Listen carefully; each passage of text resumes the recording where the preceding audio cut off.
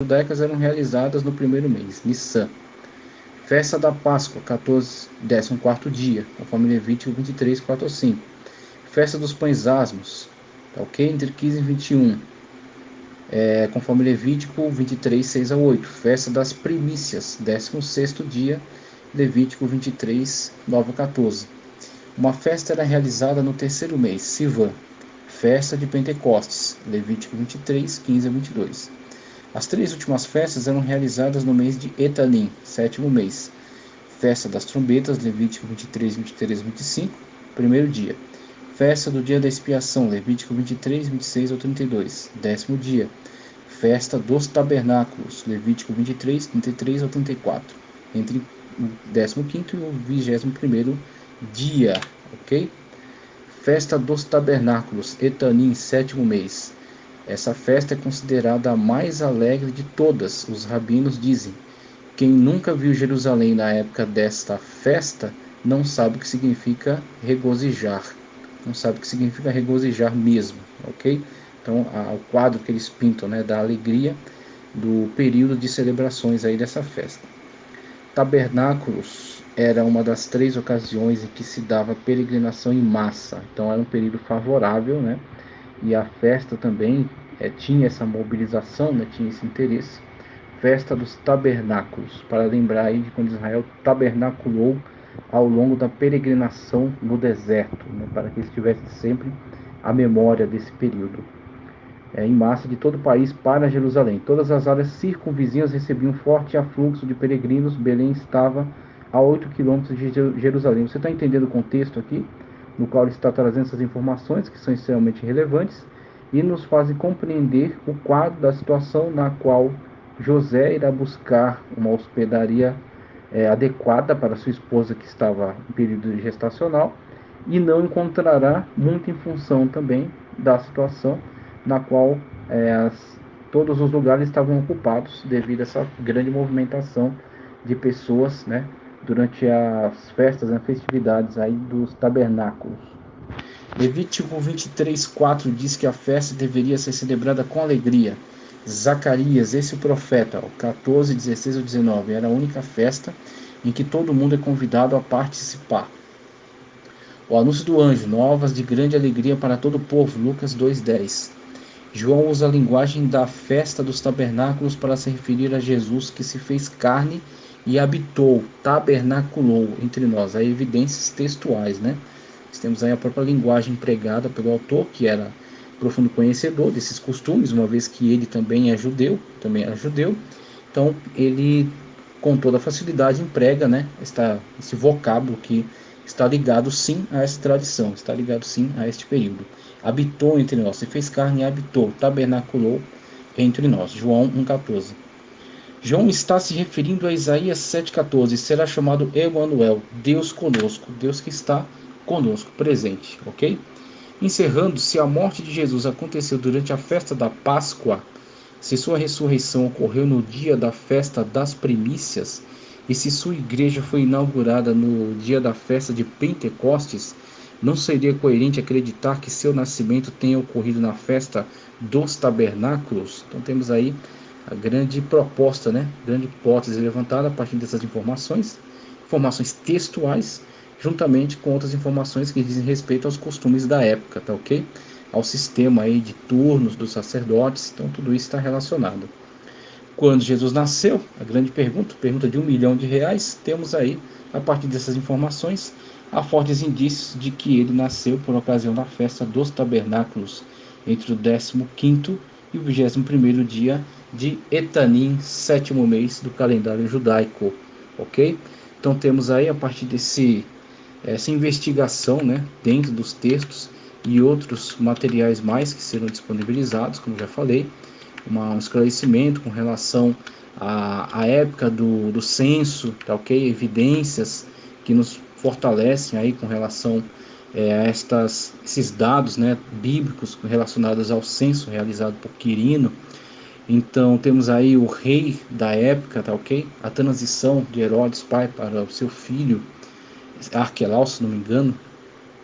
E aí também a questão da falha cometida no ato da marcação, quando foi estabelecida a linha cronológica e encontrado o dia para o estabelecimento do marco divisor de toda a história, o nascimento de Jesus Cristo, né, com aquela pequena falha cometida por Dionísio, o que também não é de se surpreender, uma vez que eram limitados os recursos para tal pesquisa. Hoje, com avanços aí na astronomia, tá certo? Em diversos outros estudos que fazem um cruzamento de informações, você tem, por exemplo, o estabelecimento de uma data a partir de um evento que seja simultaneamente observável, a passagem de um cometa, o acontecimento de um terremoto ou algo assim, a um período de seca, algum período que afete outros povos, onde possa se investigar o registro dessa informação, cruzando-se dados, então você consegue estabelecer uma linha cronológica muito mais exata.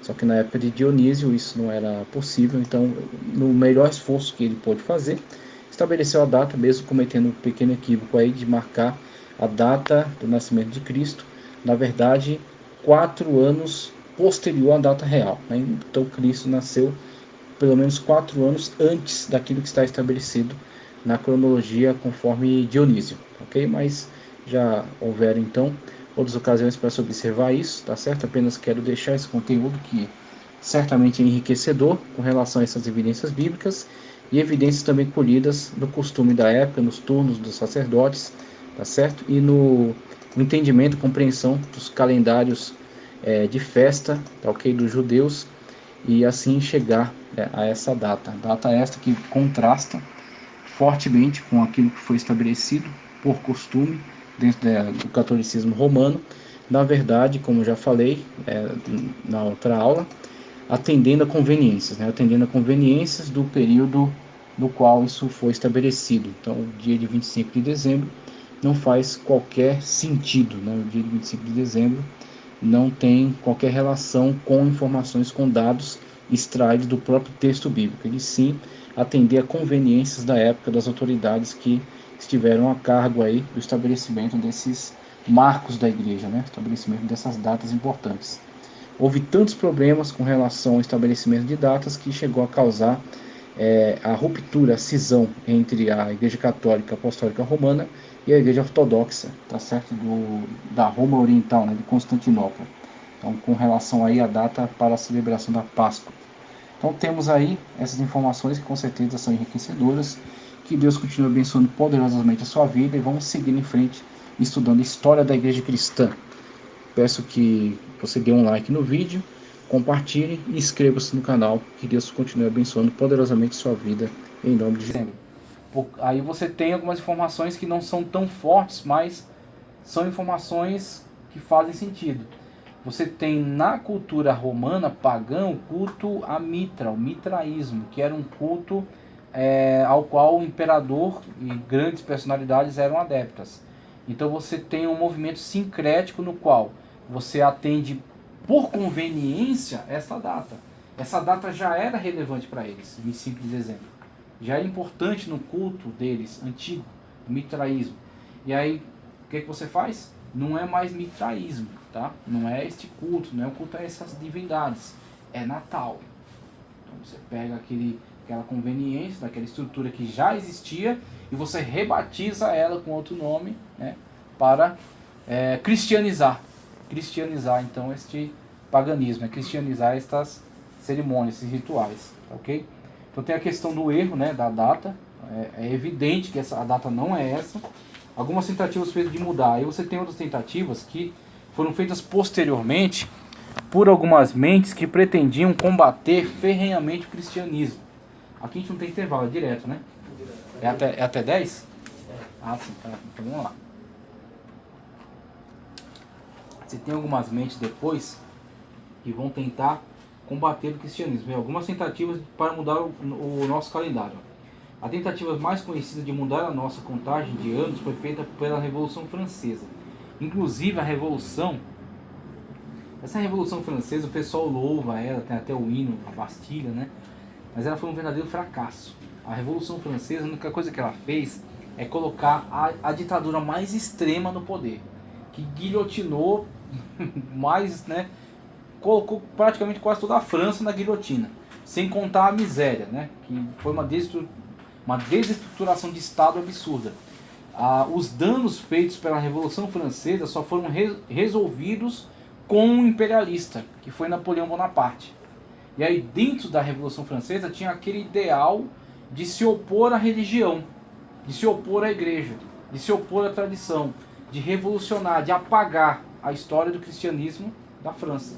E aí teve, né, a derrubada da questão do monarca, teve a derrubada da influência da igreja e teve a tentativa de apagar culturalmente os traços cristãos.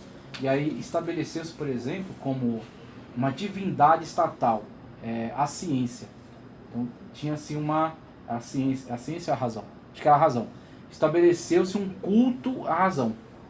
Então, por exemplo, um movimento filosófico que ainda hoje é muito influente nos militares, chamado positivismo, de Auguste Comte. Auguste Comte que louvava também esses ideais, e ele funda o chamado positivismo. O que é o positivismo? Só tem validade como conhecimento aquilo que pode ser positivado, provado. Provado como? Ferramentas, pesquisa empírica. Então dá para provar no laboratório, então é verdade. Não dá, então esquece, é besteira. E aí, nessa lógica, se você tentar trabalhar nessa lógica, você vê a própria ciência hoje está abandonando esse tipo de viés. Que eles veem que não é tudo que se pode provar, não é tudo que se pode analisar laboratorialmente. Por exemplo, hoje, a mecânica quântica, quando você tem a questão de você... antes era o átomo só, né? Aí você tem a quebra do átomo com as partículas, e o estudo das partículas, e isso aprofundando-se cada vez mais, e aí eles veem, chega um ponto que você não consegue analisar aquilo empiricamente. Então, cada vez mais a ciência está tendendo mais para, pelo menos, respeitar conceitos espiritualistas, religiosos, místicos, devido a esse novo paradigma. E nessa época a questão estava fortíssima com a Revolução Francesa.